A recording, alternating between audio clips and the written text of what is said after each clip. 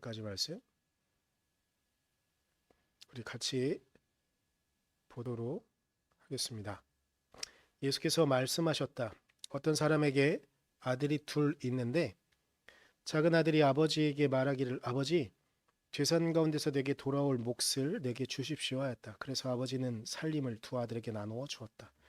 며칠 뒤에 작은 아들은 제 것을 다 챙겨서 먼 지방으로 가서 거기서 방탕하게 살면서 그 재산을 낭비하였다.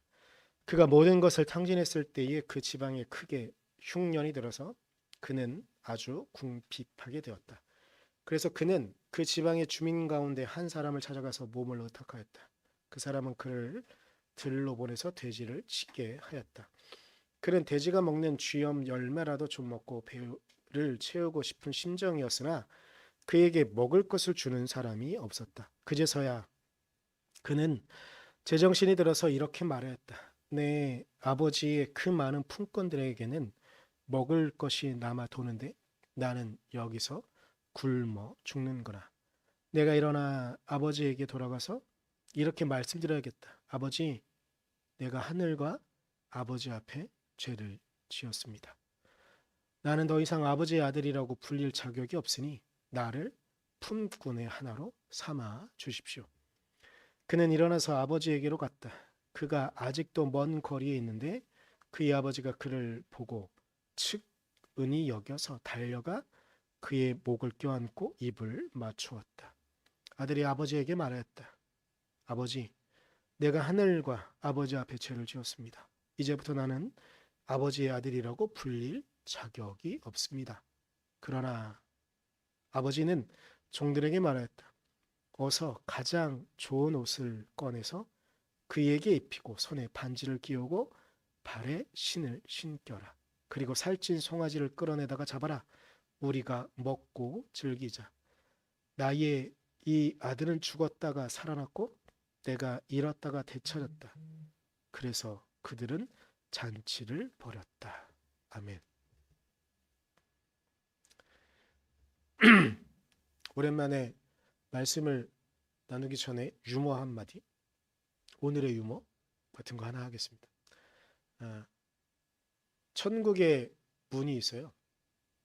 천국에 문이 있는데 거기 이제 예수님이 지나가시다 천국의 문을 보았는데 보통 중세 시대에는 천국의 문을 지키는 사람이 베드로라는 그런 인상이 있었나 봐요.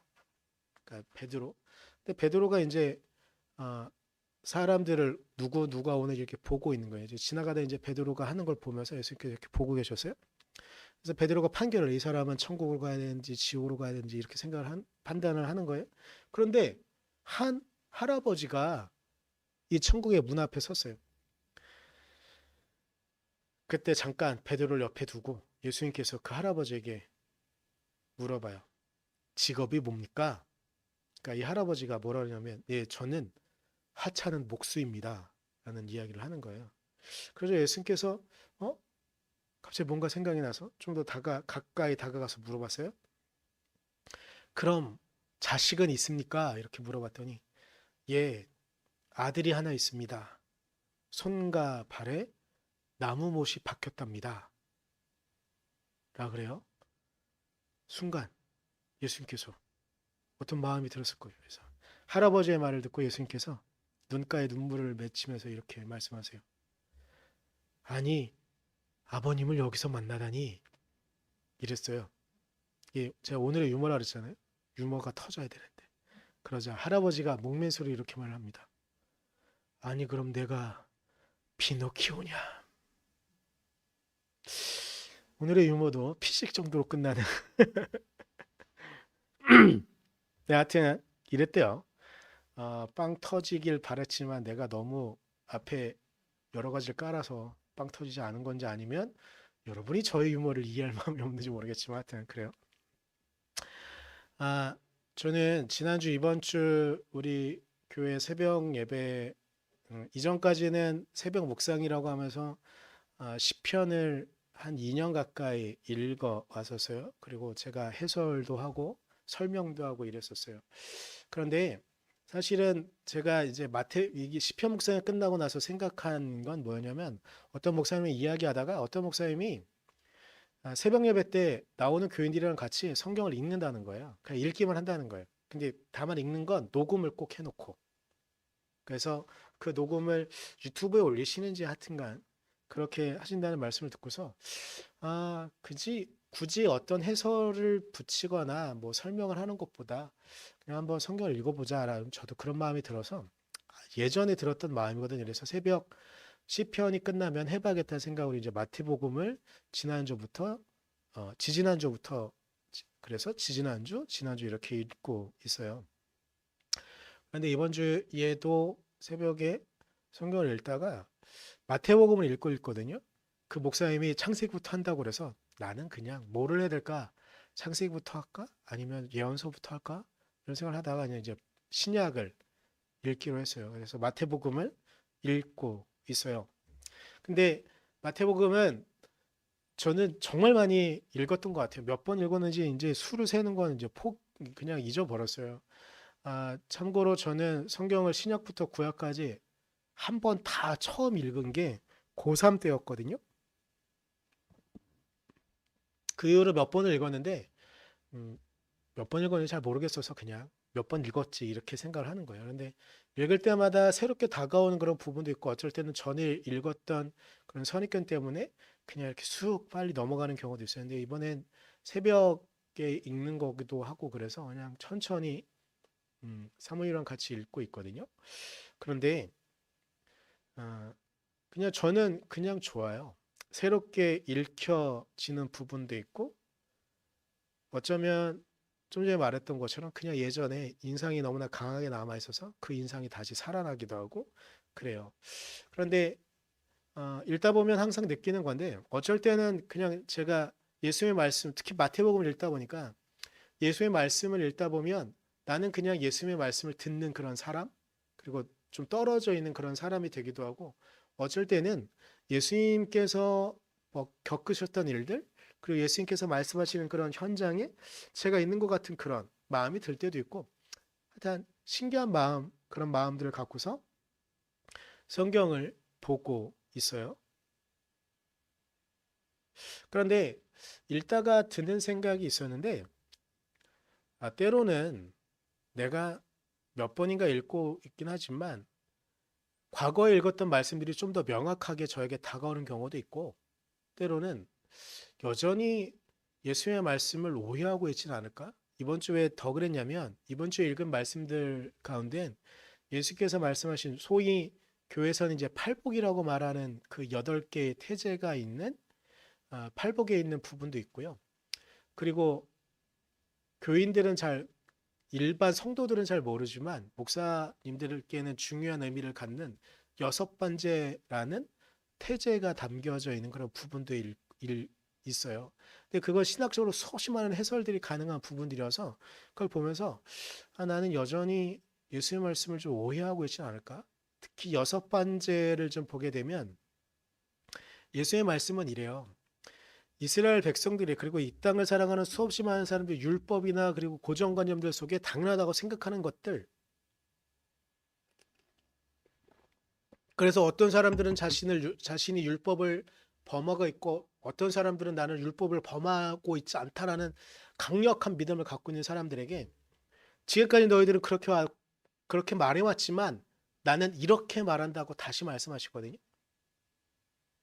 근데 어쩌면 너희들은 이렇게 말해왔지만 이라고 말씀하시는 그런 부분의 또 다른 해설은 이것이 가능하지 않을까? 너희들은 이렇게 해설해 왔지만 너희들의 해설은 잘못된 것이라고 말씀하시는 것은 아닐까? 라는 그런 생각이 들어서 저는 어쩌면 여전히 주의 말씀을 듣고 있긴 하지만 여전히 그 말씀을 오해하고 있지는 않을까? 라는 생각이 들기도 했어요.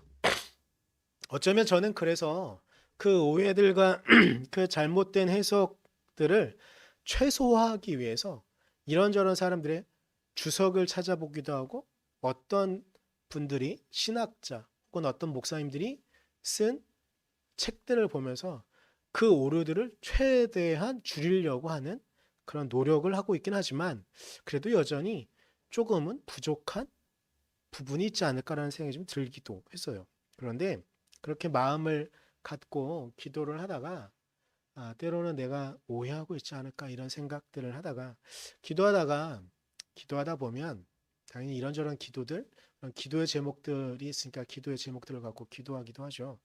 근데 그렇게 기도를 하다가 오랜만에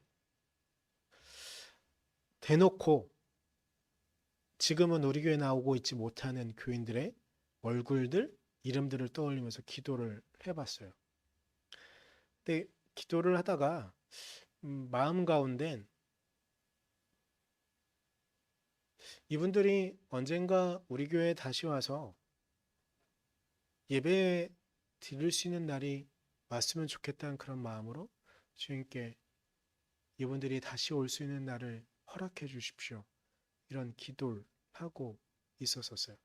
네, 그러니까 새벽 기도가 되게 특이하고 좋은 부분은 뭐냐면 여러 가지 막 저는 막 특히 새벽 예배 땐 그냥 쭉 계속 말하지 않거든요. 그냥 가만히 생각으로만 이렇게 기도하는 거여서. 근데 생각이 한 번 딱 치고 간 생각이 뭐냐면 내가 이렇게 기다리고 있는 걸 그들은 알까?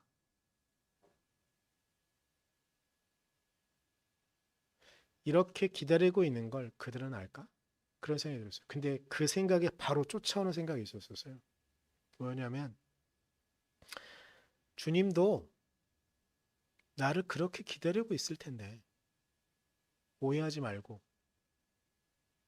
딴소리 하지 말고 온전히 당신의 사랑으로 나아오기를. 어쩌면 제가 하나님이 살아계심을 처음 느끼고 고백했던 그 이전에 그때 그 이전에 주님은 나를 계속 기다리고 계셨고 어쩌면 내가 주님이 살아계심을 하나님께서 나의 아버지 되심을 고백한 이후에도 나는 나름대로 주님의 말씀을 따라간다고 이렇게 생각하고 왔을지 모르겠지만 혹여라도 그 이후라도 나는 나의 마음을 돌이켜서 잘못해서 오해하고 있다면 당신의 말씀대로 온전히 살아가기를 주님은 또한 기다리고 계신 것은 아닐까? 라는 생각이 들었어요. 그래서 저는 탕자의 비유가 떠올랐습니다. 오늘 본문은 아주 유명한 말씀이에요. 특히 동방정교회나 로마 카톨릭에서는 사순절 때는 뭐 둘째 주가 됐든 넷째 주가 됐든 꼭 읽는 본문 중에 하나이기도 해요. 뭐 카톨릭 구교만 얘기할 게 아니라 우리 기독교 개신교인들도 아주 많은 이들이 알고 있는 것이 심지어 교회 다니지 않는 사람들도 너무나 많이 알고 있는 이야기가 오늘 본문의 이야기이죠. 돌아온 탕자의 비유 혹은 돌아온 탕자 혹은 탕자라는 이름으로 불려지고 있는 본문이에요. 네, 여기에는 우리는 돌아온 탕자와 아버지만 생각하는데 신학적으로는 첫째 아들이 주인공일 수도 있다. 이런 이야기도 있거든요. 그래서 때로는 탕자였던 둘째 아들에 대한 이야기를 하기도 하고 그리고 아버지의 마음을 온전히 모르고 아버지의 품 안에서 있으면서도 평안을 누리면서도 돌아온 탕자를 시기했던 첫째 아들, 맏아들에 대한 이야기를 하기도 하고 무한히 기다렸던 둘째 아들이 떠난 이후로 매일매일처럼 집 앞에서 혹여나 이 둘째 아들이 돌아올 거를 기다렸던 아버지에 대한 이야기를 하기도 하고 그러한 이야기를 하는 것이 오늘의 본문인데 저는 이런 묵상의 과정들 속에 아버지 이야기를 오늘 해야겠다는 생각이 좀 들었습니다. 그리고 오늘 말씀을 준비하면서 또 연작 설교를 해야겠다. 오늘은 아버지에 대한 이야기, 다음 주는 맏아들, 그리고 세 번째 주에는 둘째 아들에 대한 이야기, 탕자에 대한 이야기를 해야겠다. 그래서 오늘은 그냥 아버지에 대한 이야기만 좀 하려고 합니다. 전통적인 우리 개신교 안의 전통적인 해석이에요. 여기서 가장 큰 주인공으로 말하는 건 물론 탕자에 대한 이야기도 많이 하지만 아버지에 대한 이야기가 가장 많은 게 우리 개신교의 특징이기도 해요. 그리고 아주 전통적인 방식의 해석이기도 합니다. 그것은 무엇이냐면 우리를 무한히 기다리는 아버지에 대한 이야기. 근데 여기서 한번 생각해 보면 제가 오늘 설교 제목을 기다림이라고 했는데요. 기다림이라는 건 약속해서 어느 시간에 만나기로 했다는 것은 기다리는 게 아니에요. 그건 그냥 만나는 거거든요. 기다림은 저 상대방이 나의 의도를 알고 내 말을 알고 나의 뜻을 그리고 나의 기다림이 이루어지기를 기다리는 것이 기다림이거든요. 하나님은 우리를 왜 기다리시는 걸까요? 기다리는 아버지의 모습을 보면서 수없이 많은 사람들이 이야기한 건 무엇이냐면 하나님께서 우리를 그렇게 기다리고 계시다라는 거예요. 하나님께서 구약에 보면 계약이잖아요. 약속이에요. 이 약속을 지키기를 기다리는 하나님 아버지의 마음을 사람들이 알기를 바라는 것. 그래서 기다림에 대한 우리를 기다리시는 하나님에 대한 이야기를 제가 신약과 구약의 두 가지 이야기를 좀 갖고 왔는데요. 이사야 30장 18절엔 이렇게 말해요. 그러나 주님께서는 너희에게 은혜를 베푸시려고 기다리시며 하나님께서 우리를 기다리시는 이유는 우리에게 은혜를 베푸시려고 말하는 거예요. 계속 좀 읽으면 너희를 불쌍히 여기시려고 일어나신다. 참으로 주님께서는 공의의 하나님이시다. 주님을 기다리는 모든 사람은 복되다. 라고 말해요. 주님께서 우리를 그렇게 기다리신다는 거예요. 왜? 우리에게 은혜를 주시려고. 기다리신 하나님에 대한 이미지는 단순히 그냥 우리의 막연하게 이야기하는 그런 이미지가 아니고 분명히 구약 안에 저는 이사야 선지자의 이 이야기만 갖고 왔지만 수없이 많은 모습들 가운데 그 약속을 이행하기를 바라는 하나님의 모습을 구약에서는 수없이 많이 보여주고 있어요. 신약에도 기다리시는 주님의 말씀이 비유가 나와요. 베드로서 3장 15절엔 그리고 우리 주님의 오래 참으심이 구원을 위한 것이라고 생각하십시오. 주님께서 우리를 기다리시는 이유는 우리를 구원하시기 위해 그렇게 우리를 기다리고 있다는 것이죠. 어찌 보면 누가복음 15장에 나오는 둘째 아들을 기다리는 그 아버지처럼 하나님께서 우리를 기다리시는데 이사야 선지자에 의하면 은혜를 베푸시려고 베드로전서에 나오면 베드로전서의 말씀에 기반하면 우리를 구원하시려고 하나님은 우리를 기다려주고 계시다는 거죠. 마치 둘째 아들이 돌아오기를 바라는 그 아버지의 마음으로 하나님은 우리를 기다려주신다는 거죠. 근데 여기서 하나 생각해야 될 부분이 있다는 것을 하나 짚고 넘어가야 될 것 같아요. 최근에 한 20년 전부터 이런 이야기들이 교회 안에 좀 종종 있었고 어떤 이들은 실제로 그렇게 느꼈는데 뭐냐면 하나님을 아버지라고 부르는 게 너무나 힘겨운 사람들이 있었어요. 왜냐하면 그들의 경험 가운데 아버지는 자신들에게 폭력을 행하는 사람, 자신들에게 권위만 내세우는 사람, 그나마에서 무게만 잡으려고 하는 사람, 그러니까 둘째 아들을 기다렸던 무한대로 기다려주는 그런 아버지의 모습이 아니라 그저 폭력적이고 그저 권위적이고 근데 대부분 이런 이미지를 갖는 그렇게 하나님을 아버지라고 부르는 것이 거부감을 갖는 사람들을 보면 대부분 그들의 아버지는 아버지로서 행해야 되는 자녀들을 품고 그 집안을 지켜야 되는 그런 것들에 대한 것들은 등한시하고 그저 내가 너희들의 아버지라는 이유만으로 자녀들을 자신의 마음대로 하려고 하는 사람들에 대해서 그리고 그런 아버지를 경험한 사람들은 하나님을 아버지라고 부르는 것이 너무나 힘겨워. 20년 전쯤에 이런 이야기들이 많이 오고 갔거든요.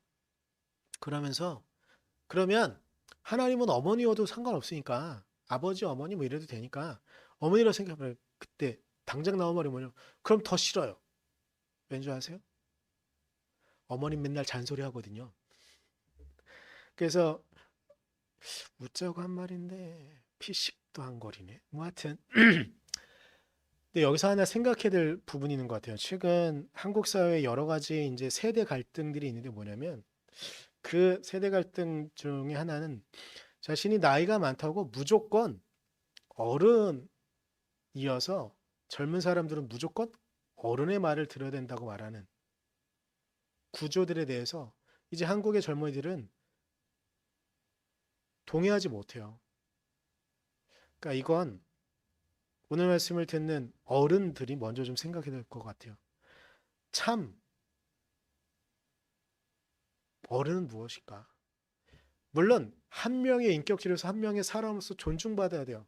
그런데 그 이상의 어른으로서의 존중을 받고 싶다면 어른으로서 혹은 아버지로서 혹은 어머니로서 혹은 형으로서 얘 행동을 하지 않는다고 한다면 그 일을 감당하지 않는다고 한다면 누구도 그 권위는 세워주지 않는다는 것. 다시 본문으로 가겠습니다. 다시 말씀으로 가겠습니다. 오늘의 아버지는 무한히 기다립니다. 무한히 기다립니다. 제가 오늘 새벽 말씀을 시작하면서 새벽 묵상에 대한 말씀을 드렸잖아요. 때로는 저는 주의 말씀을 오해하고 주의 말씀을 때로는 곡해하고 하는지도 몰라요. 어쩌면 제가 지난주 이번 주에 읽은 본문에 있는 이야기는 아니긴 하지만 예수님을 십자가에 못 박으라고 끊임없이 외치는 그 사람들 중에 하나가 제가 될지도 모릅니다. 그리고 예수님을 음해하고 예수님을 몰아내려고 하는 사람들 중에 하나가 제가 될지도 모릅니다. 우리는 너무나 부족하지만 저는 여전히 주님 앞에 그렇게 부족한지 모르겠지만 여전히 부족한 저를 주님은 기다려주고 계시는 건지 모르겠습니다. 주님이 그렇게 우리를 기다려 주신 것이죠. 우리에게 어떤 흠모할 만한 모양이 있거나 우리에게 어떤 의름이 있거나 하기 때문에 주님이 우리를 당신의 자녀로 부르시는 것이 아니라 그저 그 사랑 안에 있기 때문에 우리를 구원하시려고 하시는 것이죠. 그래서 좀 전에 읽은 이사야 30장 18절에 주님께서 우리를 기다리시는 건 우리에게 은혜를 주시기 위해서라고 말씀을 드렸습니다. 그런데 30장 18절 바로 직전에 있는 15절엔 이사야가 이렇게 하나님의 말씀을 전합니다. 주 이스라엘의 거룩하신 하나님께서 이렇게 말씀하신다. 너희는 회개하고 마음을 평안하게 하여야 구원을 받을 것이다. 회개하고 마음을 편안하게 하여야. 구원 앞에 있어야 되는 것이 있는데 그것은 무엇이냐? 회개라는 것입니다. 말씀을 마저 좀 읽으면 잠잠하고 신뢰하여 힘을 얻을 것이다. 그러나 너희는 그렇게 하기를 바라지 않았다. 이사야가 끊임없이 이스라엘 백성들에게 이야기하는 건 회개하라는 것인데 그들은 회개하지 않았다는 겁니다. 그들은 마음을 돌이키지 않았다는 겁니다. 어쩌면 우리도 그렇게 마음을 돌이키지 않고 우리에겐 회개해야 될 어떤 이유도 없다고 생각하는 그런 사람들인지도 모르겠습니다. 그런데 이것보다 더 큰 역사의 문제가 있는 부분이 있으니 어찌 보면 그렇게 우리를 무한히 기다려주신 하나님이니까 그냥 하나님 앞에만 가면 우리의 모든 죄가 용서되어지기를 바라는 우리의 나약하고 부족한 모습들이 있습니다. 하나님의 마음을 오해하는 것이죠. 그 현상이 무엇이었는가 좀 생각을 해보면 중세시대에 중세 말에 전 유럽을 오염시킨 것이 있었으니 그것은 무엇이냐면 면죄부를 하는 거예요. 하나님께 죄를 용서받을 수 있는 건 우리의 죄를 하나님 앞에 진정으로 회개하는 거거든요. 내가 이런 잘못을 저질렀습니다라고 하나님 앞에 고백하는 거예요. 우리의 마음을 주님 앞에 무릎 꿇고 또한 우리의 몸도 또한 주님 앞에 무릎 꿇고 우리의 있는 죄를 있는 그대로 낱낱이 고백하고 우리가 다시는 그 죄 가운데 머물지 않겠다고 말하는 것이 진정한 회개인데 중세 마렵엔 교회가 그리고 권력자들이 한 것이 무엇이냐면 면죄부를 팔아서 그 면죄부를 사는 사람은 당연히 죄를 용서받는다라고 생각하는 것. 진정한 회개는 없이. 근데 우리가 비난하는 이러한 신앙의 행태가 여전히 우리에게도 종종 남아있는 모습들을 봅니다. 그것은 무엇이냐면 주님은 무조건적으로 우리를 용서하시니까 내가 어떤 죄를 저질렀던 가운데 그냥 무조건 하나님께 무릎 꿇으면 죄를 용서받는다는 거예요. 마치 밀양이라는 영화에 나온 그 살인자가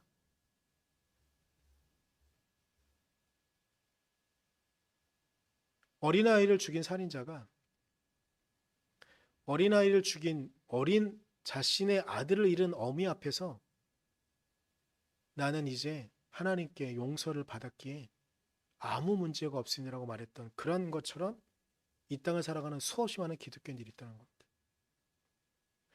회개는 우리가 어떤 것들도 하지 않음으로 완성되어지는 걸까요? 어떤 것도 하지 않아도 괜찮은 걸까요? 어쩌면 우리는 우리를 기다리시는 무한히 기다리시는 하나님을 상상하면서 그냥 그분 앞에 돌아가기만 하면 끝나는 것으로 생각하는 것. 그런데 이것에 대해 세례요한은 누가복음 3장 8절에 이렇게 이야기합니다. 참고로 제가 지난주에 오늘 말씀 준비하다가 놀랐는데 지난주엔 3장 9절 말씀을 인용했거든요. 도끼자를 인용하긴 했는데 하여튼간 세례요한은 이렇게 말해요.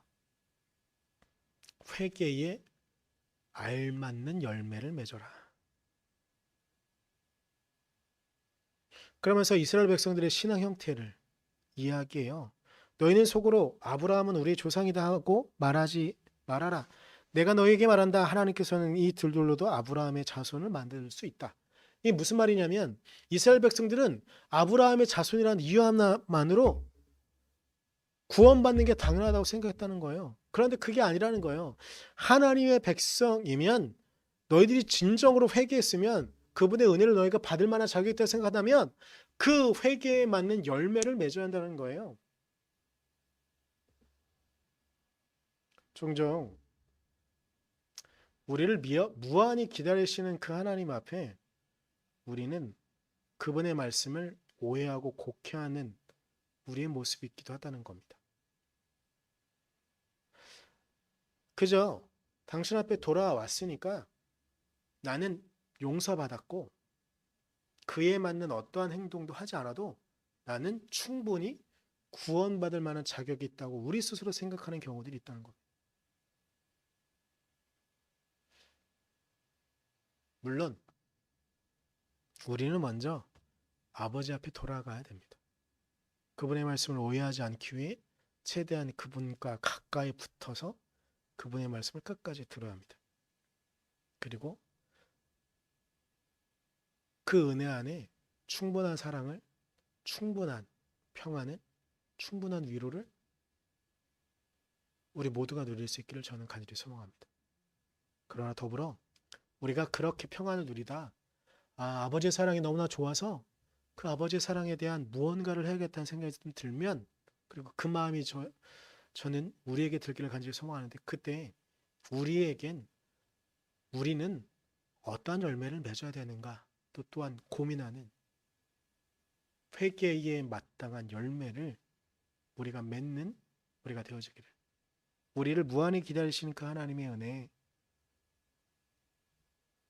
먼저 느끼며 그 은혜 안에 우리가 평안과 자유와 위로를 누리며 또한 그 사랑에 감격하여 우리는 어떠한 열매를 맺어야 되는가 우리를 기다리시는 그 하나님의 은혜 속에 이 모든 과정들을 우리가 밟아 나갈 수 있기를 간절히 소망합니다. 우리 이 시간 기도할 때 열매 얘기는 나중에 하고요. 우리를 기다리신 그 하나님의 은혜만 좀 생각해 봤으면 좋겠습니다. 우리를 안아주시는 당신의 자녀로, 당신의 아들로, 당신의 딸로, 당신의 자녀로 우리를 부르시는 그 아버지의 은혜 우리가 온전히 느꼈으면 좋겠습니다. 그저 조용히 기도하며 그 은혜 안에 있을 수 있도록 해달라고 우리 잠깐 같이 기도하도록 하겠습니다. 기도하겠습니다.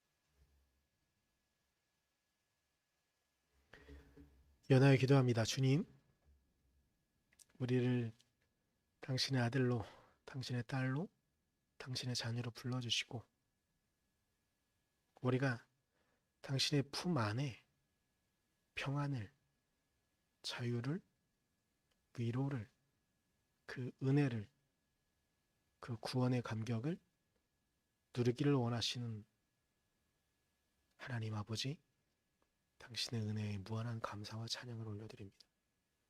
오늘도 우리를 기다리신 하나님 은혜 앞에 돌아가게 하시고 그 말씀을 우리의 삶에 새기며 그 사랑을